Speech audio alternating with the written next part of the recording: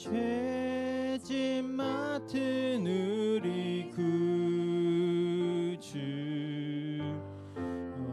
어찌 좋은 친구인지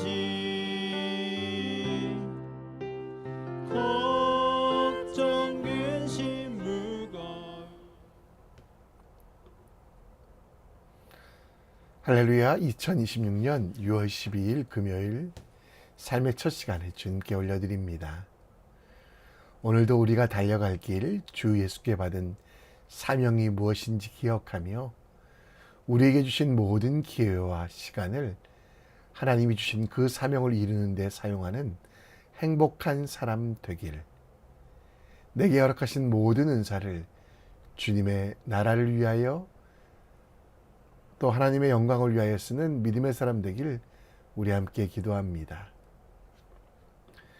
이 아침에 우리의 믿음을 사도신경을 통해 고백합니다. 전능하사 천지를 만드신 하나님 아버지를 내가 믿사오며 그 외아들 우리 주 예수 그리스도를 믿사오니 이는 성령으로 잉태하사 동정녀 마리아에게 나시고 본디오 빌라도에게 고난을 받으사 십자가에 못 박혀 죽으시고 장사한 지 사흘 만에 죽은 자 가운데 다시 살아나시며 하늘에 오르사 전능하신 하나님 우편에 앉아 계시다가 저리로서 산 자와 죽은 자를 심판하러 오시리라. 성령을 믿사오며 거룩한 공회와 성도가 서로 교통하는 것과 죄를 사해 주시는 것과 몸이 다시 사는 것과 영원히 사는 것을 믿사옵나이다. 아멘. 우리 함께 찬송 드립니다. 찬송가 540장입니다.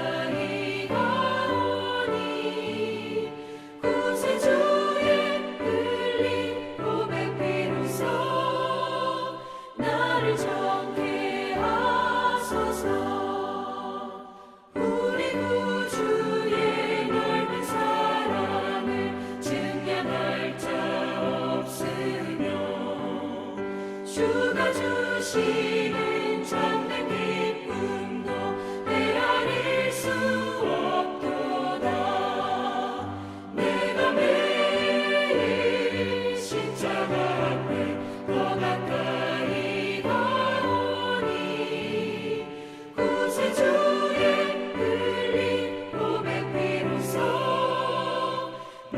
잡게 하소서.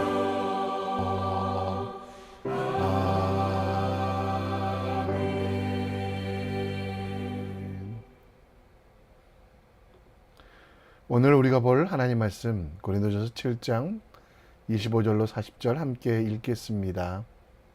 처녀에 대하여는 내가 주께 받은 계명이 없으되 주의 자비하심을 받아서 충성스러운 자가 된 내가 의견을 말하노니 내 생각에는 이것이 좋으니 곧 임박한 환난으로 말미암아 사람이 그냥 지내는 것이 좋으니라. 내가 아내에게 매였느냐 노이기를 구하지 말며 아내에게서 노였느냐 아내를 구하지 말라. 그러나 장가가도 죄 짓는 것이 아니요 처녀가 시집가도 죄 짓는 것이 아니로되 이런 이들은 육신의 고난이 있으리니 나는 너희를 아끼노라. 형제들아 내가 이 말을 하노니 그때가 단축하여진 고로 이후부터 안에 있는 자들은 없는 자같이 하며 우는 자들은 울지 않는 자같이 하며 기쁜 자들은 기쁘지 않은 자같이 하며 매매하는 자들은 없는 자같이 하며 세상 물건을 쓰는 자들은 다 쓰지 못하는 자같이 하라. 이 세상의 외형은 지나감이니라. 너희가 염려 없기를 원하노라. 장가가지 않은 자는 주의 일을 염려하여 어찌하여야 주를 기쁘시게 할까 하되 장가간 자는 세상 일을 염려하여 어찌하여야 아내를 기쁘게 할까요. 마음이 갈라지며 시집가지 않은 자와 처녀는 주의 일을 염려하여 몸과 영을 다 거룩하게 하려 하되 시집간 자는 세상 일을 염려하여 어찌하여야 남편을 기쁘게 할까 하느니라. 내가 이것을 말함은 너희의 유익을 위함이요 너희에게 올무를 놓으려 함이 아니니 오직 너희로 하여금 이치에 합당하게 하여 흐트러짐 없이 주를 섬기게 하려 함이라. 그러므로 만일 누가 자기의 약혼에 대한 행동이 합당하지 못한 줄로 생각할 때 그 약혼의 홍기도 지나고 그같이 할 필요가 있거든 원하는 대로 하라. 그것은 죄 짓는 것이 아니니 그들로 결혼하게 하라. 그러나 그가 마음을 정하고 또 부득이한 일도 없고 자기 뜻대로 할 권리가 있어서 그 약혼녀를 그대로 두기로 하여도 잘하는 것이니라. 그러므로 결혼하는 자도 잘하거니와 결혼하지 아니하는 자는 더 잘하는 것이니라. 아내는 그 남편이 살아있는 동안에 매여 있다가 남편이 죽으면 자유로워 자기 뜻대로 시집갈 것이나 주 안에서만 할 것이니라. 그러나 내 뜻에는 그냥 지내는 것이 더욱 복이 있으리로다. 나도 또한 하나님의 영을 받은 줄로 생각하노라.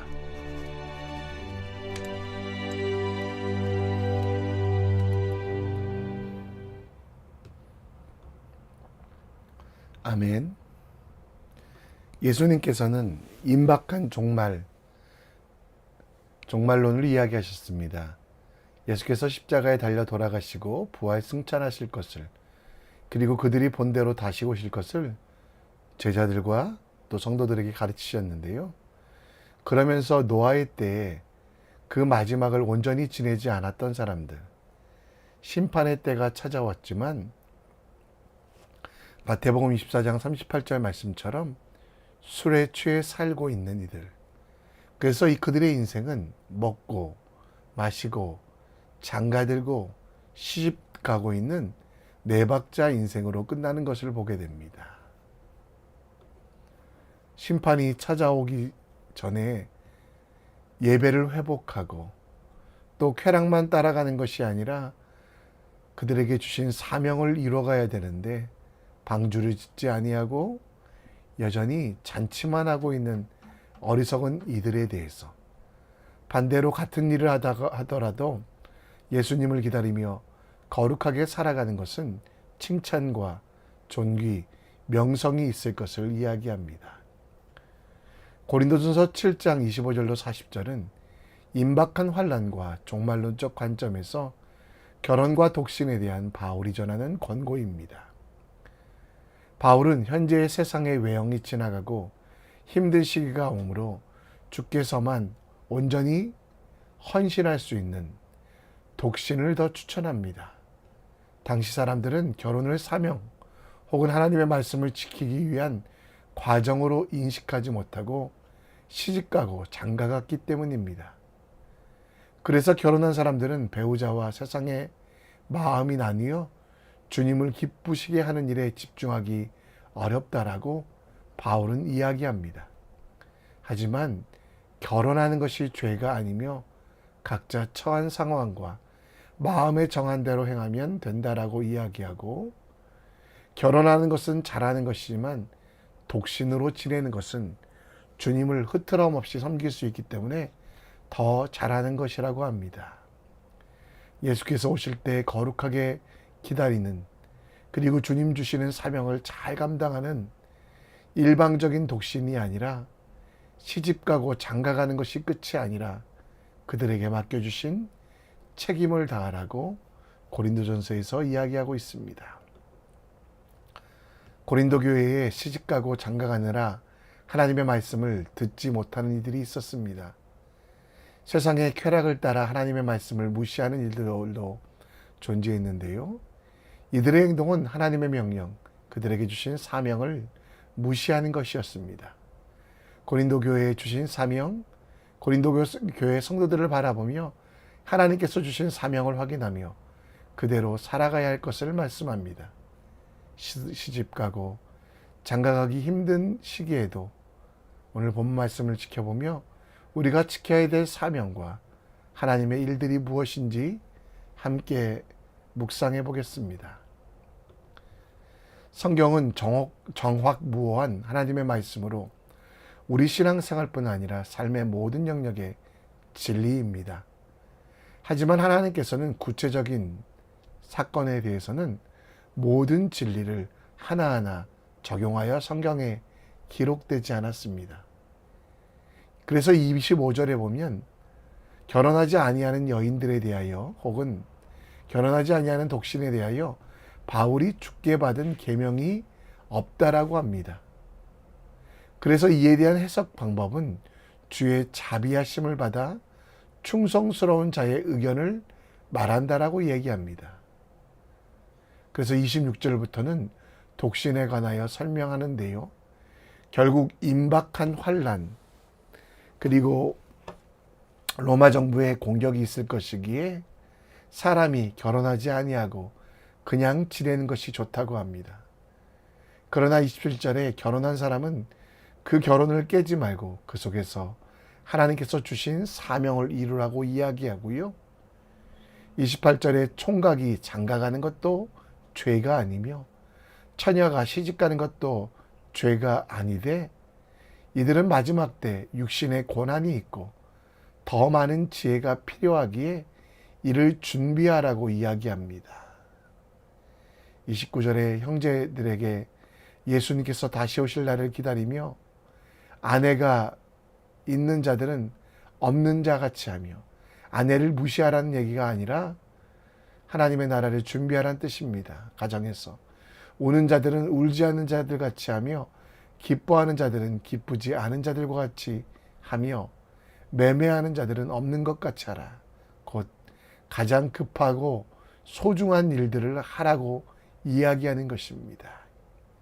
울 틈도 없다. 내가 이루었다고 기뻐할 시간도 아니라 하나님께서 이루실 일들을 위하여 내게 주신 가장 소중한 일들을 이뤄가는 것이 필요하다라고 얘기합니다. 31절에도 세상의 물건을 쓰는 사람들은 다 쓰지 못하는 자같이 하라고 하고, 이런 이유에 대하여 이 세상의 외형은 지나가기 때문이라는 것. 그래서 장가가고 시집가는 것보다 소중한 일이 있는데 그것을 32절에는 주를 기쁘시게 하는 삶, 결국은 결혼과 또 독신 그 자체가 중요한 것이 아니라 외형과 형식이 아니라 이 모든 것들은 다 지나갈 것이기에 시집가고 장가가는 것이 함정 혹은 올무가 되어 괴롭히게 하지 아니하고, 35절에 하나님의 나라의 이치에 따라 합당하게 흐트럼 없이 주를 섬기며 주를 기뻐하게 하는 것이 우리 삶의 이유, 우리가 가져야 될 태도라고 분명히 이야기합니다. 먹고 마시고 시집가고 장가가서 자기 쾌락만 추구하는 이들 속에서 하나님께서 주신 사명과 부르심의 이유를 알고 그 뜻대로 섬기며 베푸는 삶을 살아가라고 이야기를 합니다. 먹고 마시고 시집가고 장가가는 것에 매여서 종말이 오는 것, 오늘 예수님을 무시하거나 무지한 것은 문제가 됩니다. 어떤 일을 해도 사람을 기쁘게 하는 것, 쾌락을 추구하는 것이 아니라 우리 마음을 감찰하시는 하나님을 기쁘시게 해야 우리는 흔들리지 않고 하나님의 말씀에 합당하게 하여 흐트러짐이 없이 주를 섬기게 해야만 합니다. 데살로니가전서 2장 4절 말씀처럼 예수께서 다시 오실 때까지 먹고 마시고 시집가고 장가가는 일이 아니라 하나님을 기쁘시게 하는 것. 그 종류와 방법은 다르지만 우리에게 주신 사명은 하나님을 기쁘시게 하는 것임을 알아 주님을 기뻐하고 주님의 기쁨 되는 것이 우리의 삶입니다. 우리에게 주신 사명은 무엇입니까? 진정한 기쁨과 즐거움은 이 사명을 이룰 때 일어납니다. 마지막까지 우리가 놓칠 수 없는 삶의 가장 큰 가치는 무엇입니까? 결혼도 소중하고 세상의 물건도 소중합니다. 결코 바울은 이것을 부정하지 않습니다. 하지만 주님이 주신 가치, 주님께서 허락하신 사명에 흔들리지 아니할 수 있도록, 그리고 흐트러움 없이 주를 섬김을 통해 우리에게 진정한 기쁨이 있을 수 있도록 우리 삶을 거룩하게 만듭시다. 그러기 위하여 급하고 소중한 일이 아니라면 내려놓으십시오. 혹은 나의 욕심과 정욕을 채우는 일이라면 과감하게 그것을 떠나십시오. 소중하지 않은 것들에 내 관심과 노력을 쓰고 있지 않는지 돌아보며 더 확실한 사명을 찾는 하나님의 사람 되기를 우리 함께 기도합니다. 사도 바울은 고린도 교회 성도들에게 다시 오실 예수님을 기다리라고 이야기하고 그 예수님이 언제 오실지는 하나님 아버지만 알지만 반드시 다시 오시기에 이 땅 가운데 거룩으로 온전하게 살아야 됨을 강조합니다. 다시 오실 예수님을 만났을 때 부끄러움 없는 사람이 되길 권면하며 35절 말씀에 보면 이치에 합당하여 흐트러짐이 없이 주를 섬기게 하라라고 하는데요.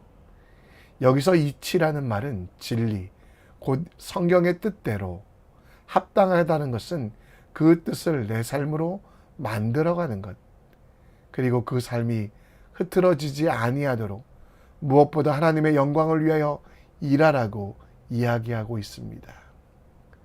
그리고 결혼이라는 문제도 하나님께서 하나하나 알려주지 않으셨지만 그 속에서 큰 대전제 32절에 주의 일을 염려하여 어찌하여 주를 기쁘시게 할까라고 하는 기준에 따라 살아가라고 이야기합니다. 그렇게 살기 위하여 37절에 보면 마음을 정하라고 이야기합니다. 예수님께서 다시 오실 때까지 모든 생각과 결정이 하나님의 뜻에 맞추어 살아가는 것입니다. 부득이한 일, 곧 완고하거나 강팍한 마음이 아니라 오직 예수께서만 우리의 주인 되시고 예수께 집중하는 삶이 우리에게 필요합니다. 약혼녀와 결혼할 것인가 아닌가가 중요하지 아니하고 곧 시집가고 장가가는 것이 중요한 것이 아니라 마음을 세상에 향하여 두고 있다면 돌리고 이 하나님에 대하여 완고하고 강팍하는 마음이라면 돌아서야만 한다는 것입니다. 40절 말씀에 결론적으로 바울이 마지막 때에 결혼이 문제가 아니라 하나님께 집중하고 오직 성령 충만을 위하여 기도하는 것이 필요하다라고 이야기하고 있습니다. 바울의 때나 지금의 때나 하루가 천년 같고 천년이 하루 같기에 예수님께서 언제 다시 올지를 모릅니다. 그래서 사도 바울은 다시 오실 예수님을 기다리라고 이야기하며 그 기다림은 모든 것을 포기하고 산속이나 강으로 들어가는 것이 아니라 다시 오실 예수님을 기다리며 그분과 함께 영원히 왕노릇하기 위하여 지금 현재의 삶 속에 영생을 소유한 사람답게 하나님의 은혜를 받은 성도를답게 사는 것이라고 이야기합니다. 에베소서 6장 6절 7절 말씀처럼 눈가림만 하여 사람을 기쁘게 하는 사람처럼 하지 말고 그리스도의 종처럼 마음으로 하나님의 뜻을 행하고 기쁜 마음으로 섬기기를 죽게 하듯 하는 삶을 곧 다시 오실 예수님을 기다리는 삶이라고 이야기합니다. 반복하지만 35절 말씀처럼 흐트럼 없이 이치에 합당하게 주를 섬기는 삶, 주의 일을 염려하여 주를 기쁘시게 하는 삶을 살아가는 것이 우리 인생의 목적이 되어야만 한다는 것입니다. 한 번 죽는 것은 사람에게 정한 일입니다. 100세까지 사는 요즘에 정말 길어 보이지만 짧고 금방 갑니다. 따라서 세상 사람들과 다르게 우리의 종말은 나중을 위한 준비가 아니라 지금 여기서 급하고 소중한 일들을 과감하게 행하고 급하지 않고 소중하지 않은 일들은 분리하여 버리는 일들이 필요합니다. 그 기준이 사명이라는 겁니다. 하나님이 우리를 부르신 이유가 뭡니까? 몸의 쾌락, 분노, 두려움, 미움, 다툼이 아니라 예배입니다. 따라서 하나님께 예배하는 데 도움이 되지 아니하는 나의 쾌락, 내 마음속의 분노가 나를 이끌어가지 아니하도록 그 모든 마음을 정리하십시오. 흐트러움 없이 주님의 사명이 무엇인지 기억하며 가정 속에서 하나님을 찬양하며 공동체 속에서 주님이 원하시는 대로 함께 예배하는 일에 집중하는 우리가 되길 원합니다. 더러운 생각, 부정적인 생각도 내려놓으시고 오직 하나님께서 원하시는 일, 하나님 나라에서 우리가 해야 되는 일만 기억하시는 믿음의 사람 되길 함께 기도합시다. 이 시간 다 같이 찬양하겠습니다. 이곳에 임한 하나님 나라 함께 찬양합니다.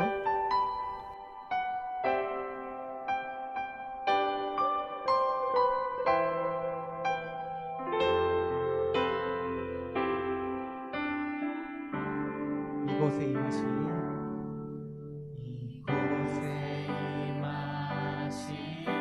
하나님 나라 하나님만으로 바라보리라. 먼저 그 나라 그 뜻 구하며 나의 산들이니 주님이 맡기신 주님이 맡기신 하나님 나라 믿음의 눈으로 바라보리라. 하늘의 뜻이 이 땅 가운데 완성될 그날까지 처음부터 하겠습니다. 이곳에 임하신 하나님 나라 하나님만으로 바라보리라. 먼저 그 나라 그 뜻 구하며 나의 삶들이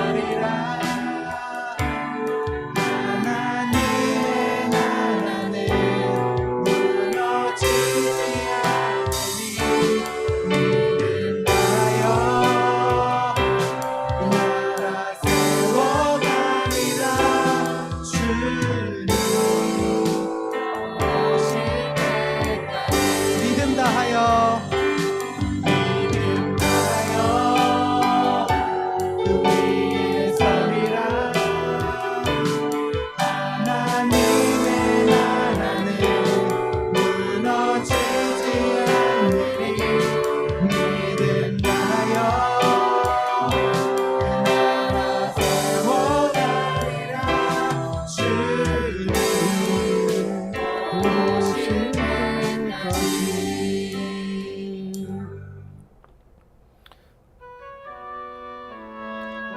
이 아침에도 우리 함께 기도합니다. 사람을 기다리지 말고 오직 예수 그리스도를 기다리며 삶과 몸을 거룩하게 하는 우리 될 수 있도록 흐트러짐 없이 이 지혜에 따라 성경에 따라 살아가는 우리가 될 수 있도록 기도해 주시고요.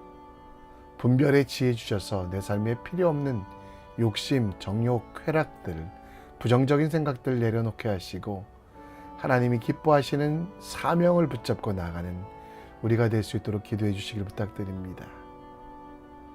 오늘은 금요일입니다. 가정을 위해 기도하는데요. 우리 가정이 천국되고 우리 가정이 예배당 될 수 있도록 가족들이 서로를 위하여 기도하며 충보하며 흐트러짐 없이 주님을 섬길 수 있도록 우리 가정이 마지막 때 서로를 도와주며 하나님의 나라에 갈 때까지 동역하는 믿음의 동역자 될 수 있도록 기도해 주시고요. 내일 우리 조용원 장로님, 후영 권사님, 장남 현재의 결혼이 있습니다. 결혼 일정 가운데 함께 하시고 이렇게 만들어지는 새 가정이 믿음의 명문 가문 될 수 있도록 함께 축복해 주셨으면 좋겠습니다. 이 시간 다 같이 기도하겠습니다. 하나님,